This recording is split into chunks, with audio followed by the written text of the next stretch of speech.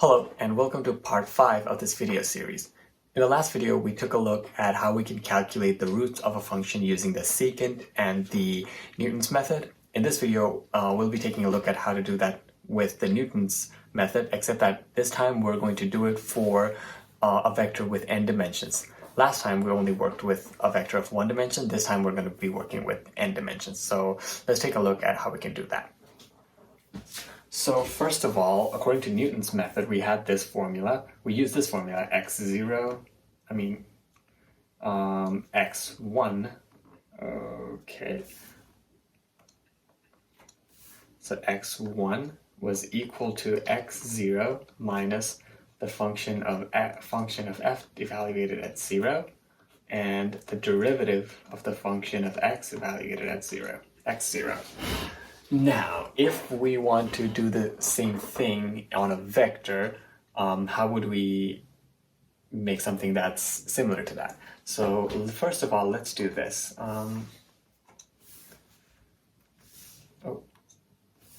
So first of all, I'm going to write this as, I will bring this in the numerator, so that would be the derivative of the function of x0 inverse times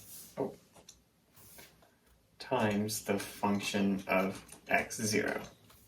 So if we look at vectors, what we can write this derivative as is the Jacobian of the function evaluated at 0, and we'll take an inverse of that times the function of x0 itself.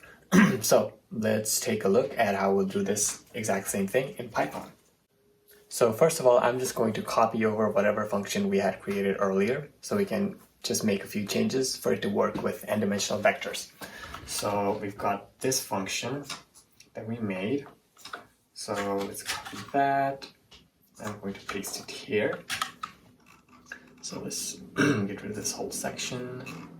I'm going to run the import. So let's run this.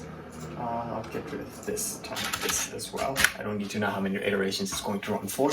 And once we have this, so let's also create a vector function that we'll be able to use in order to calculate the Newton's method. What I'm going to do is, instead of creating a whole new function, I'm just going to use an example function that we can find on SciPy optimize root. Just gonna go here. And I'm just going to copy this function over. So there we go. Now, first things first, this part of our function can remain the same because we're simply going to evaluate our vector at x equals 0. But instead of the slope, what we actually want now is the Jacobian. So let's turn the gradient into a Jacobian. So all I really need to do is I'm going to change the name of the variable to jf. And we're going to use jax dot,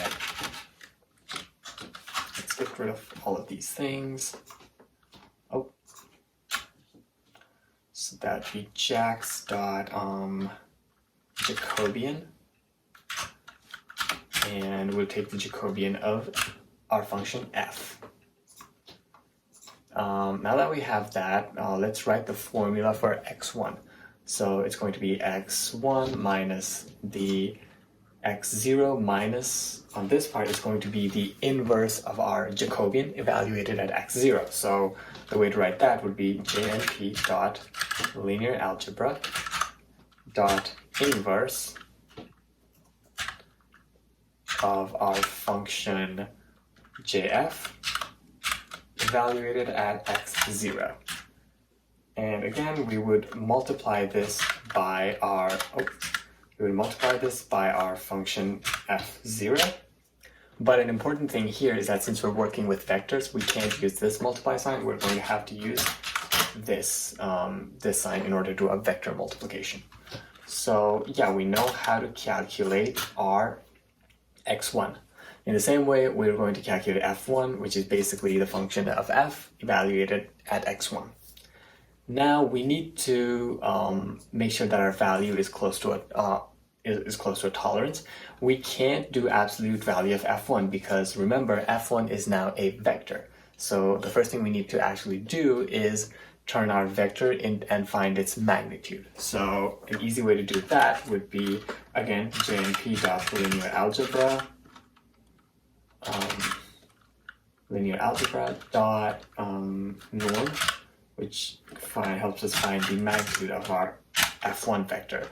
We can get rid of the absolute value because, well, it's a magnitude. It's automatically going to be a positive value. So we don't really need that absolute. Yeah, so if our magnitude is less than our tolerance, we break out of the loop and we return the x1 value. If that's not how it is, we adjust our new x0 to our calculated value of x1, and then we evaluate f0 at x1. So let's run this function.